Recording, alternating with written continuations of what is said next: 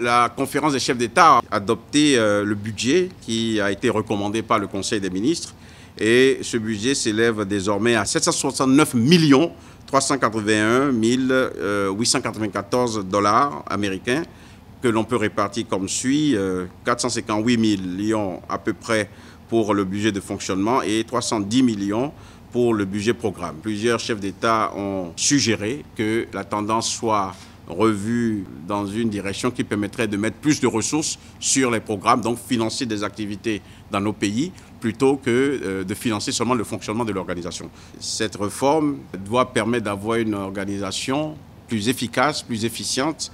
Lors des travaux déjà de Kigali l'année dernière, une mission a été confiée au président Paul Kagame du Rwanda pour faire des propositions à ses pairs.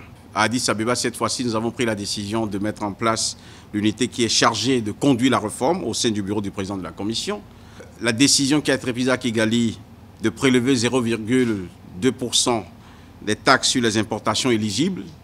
Les importations éligibles, ce sont les importations qui ne viennent pas des pays africains. Ces importations dont vont faire l'objet d'un prélèvement de 0,2% qui sera versé comme contribution des pays au fonctionnement de l'Union.